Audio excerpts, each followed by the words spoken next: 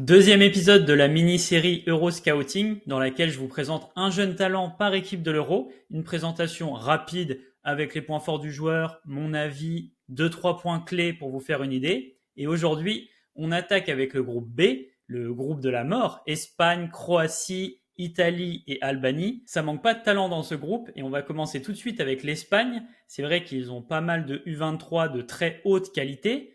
Yamal, Fermin, Pedri, Nico et Baena. Étant donné que j'ai déjà fait une vidéo entière sur Yamal, parlé de Nico récemment, que Pedri est quand même très connu, j'hésitais entre Fermin et Baena, mais c'est vrai que je me suis dit, allez, Baena est dans une équipe moins exposée que le Barça, et on va donc faire un focus sur lui, le milieu offensif polyvalent de 22 ans, 1m74, estimé à 40 millions, qui évolue donc dans l'équipe de Villarreal. Baena, cette saison, tout confondu, club et pays, c'est 3997 minutes jouées, donc environ 37 matchs pleins, pour 6 buts et 17 passes décisives. Ouais, 17 passes décisives quand même. Pourtant, on entend très peu parler de lui.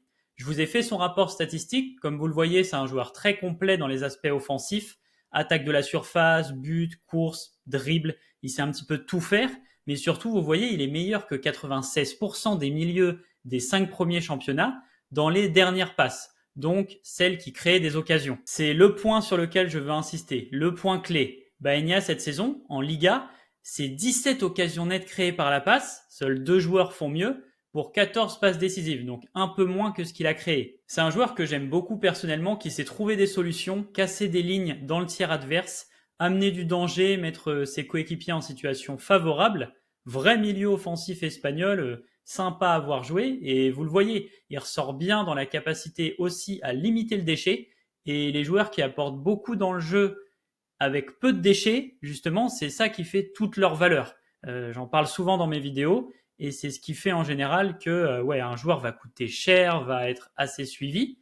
Je me demande si un club de premier ordre ira le chercher. J'avais entendu parler de Paris, d'Aston Villa, donc à voir. Au niveau de l'Euro, je pense qu'il aura du temps de jeu. Pas forcément titulaire, il l'a été lors du match amical récent face à l'Andorre. Il avait bien joué d'ailleurs, mais il a été sur le banc contre l'Irlande du Nord juste après. Donc voilà, à suivre, mais en tout cas, même en sortie de banc, ça peut faire des différences et ça va être intéressant. Du côté de la Croatie, 4 U23 sélectionnés. Bon, Gvardiol, on le connaît déjà très bien. Et c'est vrai que le choix a été assez simple de mon côté. Je me suis naturellement dirigé vers Martin Baturina du Dinamo Zagreb. 21 ans, 1m72, déjà estimé à 20 millions d'euros. Ça reste notable dans des championnats comme celui-ci. Et c'est pas pour rien, c'est un joueur très suivi par les clubs, un petit crack. De son côté, c'est 3637 minutes pour 6 buts et 6 passes décisives. Sur le bilan statistique, je l'ai mis en perspective avec les championnats des Balkans. On voit tout de suite que là où il ressort beaucoup par rapport aux autres milieux, c'est la capacité à attaquer la surface adverse, mais surtout dans les données de percussion, les dribbles et les courses avec ballon. C'est le 3e joueur de son championnat à avoir disputé le plus de duels offensifs cette saison, 185, et c'est aussi le 3e qu'on a réussi le plus de mémoire. Je vous mets ces quelques captures d'écran d'une séquence qui illustre bien le joueur. Il est plus ou moins dans les 30 mètres de son équipe et il va éliminer 2 adversaires tout en remontant le ballon en direction du but adverse. D'ailleurs, il va finir sa course encore plus haut. Voilà, vrai petit crack, bien technique, suivi par des clubs comme je vous le disais. Ça garde un œil sur lui. J'avais vu l'an dernier, je crois que Campos l'aimait bien. Sur son rôle avec la Croatie, il a été titulaire au milieu avec Kovacic contre la Macédoine du Nord dans les récents amicaux. Il était sur le banc au retour comme Baena, c'était face au Portugal, donc ils ont envoyé les tauliers. Mais même chose, il aura sûrement quelques minutes par-ci par-là quand il faudra apporter du dynamisme dans les rencontres. Allez, du côté de l'Italie, il n'y a pas grand monde au niveau des jeunes. C'est vrai que c'est une nation qui aime bien compter sur des joueurs d'expérience en général. Mais c'est pas bien grave parce que sur les deux, il y a une des révélations de la saison au poste de défenseur central, Riccardo Calafiori. 22 ans, 1m88, il a été très important dans la belle saison de Bologne sous Thiago Motta, estimé à 30 millions, sa valeur marchande a décollé depuis son arrivée, et c'est un joueur qui, comme Gvardiol, peut jouer dans l'axe ou sur l'aile du terrain. Un gaucher avec une très grande activité, comme vous pouvez le voir sur la heatmap de sa saison, on le voit aussi sur son bilan statistique, activité défensive supérieure à 92% des centraux du top 5 européen. Il est vraiment complet. Alors comme vous le voyez, il commet beaucoup de fautes. C'est quelqu'un qui, comme on l'a dit, n'hésite pas à aller sur le porteur, met de l'engagement. Il arrive malgré ça à ne pas recevoir trop de cartons non plus quand on met les deux en relation. Et vous voyez qu'il est haut dans les duels au sol, mais il faut vous dire que quand un joueur commet une faute, ça compte comme un duel perdu. Alors avec autant de fautes, imaginez le nombre de duels qu'il a dû gagner à côté pour bien ressortir. La moyenne de duels défensifs joués par un central dans un match tourne environ à 5. Lui, parfois, il va en disputer 17, 13. Vraiment, il se cache pas. J'avais beaucoup aimé son dernier match face à Naples. Il n'avait pas lâché Osimhen, même jusque dans le rond central. En plus, il délivre une passe décisive. Il en a 5 cette saison. Vous le voyez aussi à droite, il ressort très haut dans les courses progressives, mais c'est justement parce qu'il joue parfois dans le couloir, à l'aise avec le ballon. C'est pour ça que je parlais de Gvardiol. C'est très important de souligner aussi une chose. Il ressort pas très bien dans les passes progressives, mais c'est parce que Mota aime relancer court, parce que Calafiori ne multiplie pas forcément le jeu long. Mais, je tiens à vous le dire, c'est un très bon passeur.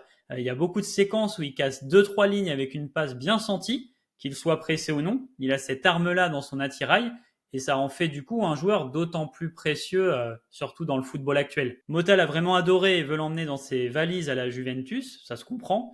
Moi, je l'aurais bien vu rejoindre un club qui a besoin d'un central comme lui. J'en parlerai peut-être dans une autre vidéo. En tout cas, du côté de la sélection, il était remplaçant dans le match amical face à la Turquie. Il est entré pour remplacer Di Marco et titulaire ensuite en centrale gauche d'une défense à 3 contre la Bosnie. Je serais pas étonné du tout, vu son niveau en tout cas, de le voir titularisé. Bon, terminons avec l'Albanie. Il y a des bons joueurs, il y a vraiment des jeunes de qualité. Initialement, j'aurais bien aimé vous parler de Broja, un avant-centre pas commun, 1m91 je crois, très mobile, un profil un peu atypique, mais il a trop peu de temps de jeu, il peut pas ressortir dans les datas. Après, il y a Aslani de l'Inter, que j'aime bien, un vrai bon passeur, intéressant, mais c'est vrai que j'en attends un petit peu plus de lui. Et puis je me suis dit, bon, autant en profiter pour vous présenter un joueur très peu connu du grand public, Ernest Mouchi. C'est un milieu offensif, second attaquant, avant-centre, bon, un petit peu dur à dire, vous allez voir, c'est pas simple de lui attribuer un poste défini. Il joue à Beşiktaş, il est arrivé là-bas cet hiver, avant il évoluait en D1 polonaise. Il a 23 ans, mesure 1m80 et il est estimé à 13 millions. Sa valeur, elle a beaucoup grimpé depuis son arrivée en Turquie. Mouchi, sur toute la saison, avec ses clubs et l'Albanie, tout compris, c'est 3045 minutes pour 14 buts et 0 passe décisive. Alors 0 passe décisive, il a malgré tout créé des occasions. On va dire qu'il pourrait être environ à 5 si ses coéquipiers avaient mieux fini. Mais ouais, c'est pas non plus une particularité marquante du joueur, même si ça reste un bon passeur, vous le verrez. Sur son bilan statistique, il y a les matchs de D1 polonaise qui sont inclus, donc il faut le prendre en compte. Malgré tout, ses données sont aussi très bonnes en Turquie, puis c'est surtout pour voir ses forces et ses faiblesses. Très très grande présence dans la surface, notamment en Pologne, parce que je pense qu'il était d'autant plus important dans son équipe sur le dernier tir. C'est un joueur à l'aise avec le ballon, dont le poste est, comme je vous disais, très difficile à définir, un peu comme Kai Havertz. Il peut se retrouver à la finition, 14 buts on l'a dit, et d'ailleurs on parlait de la Pologne, mais il a dû en mettre 4 je crois dans le championnat polonais, sinon il a notamment marqué en Coupe d'Europe, donc c'est quand même notable, et pas face à n'importe quelle équipe. 3 buts sur l'aller-retour face à Aston Villa, un but de renard un peu bien placé à la réception d'un centre, un but placé côté opposé à ras de terre, entrée de surface, et une belle enroulée, elle aussi proche de l'entrée de la surface. Mais voilà, comme on le disait, c'est un joueur qui est aussi capable de trouver des angles, des fenêtres sympas pour ses passes.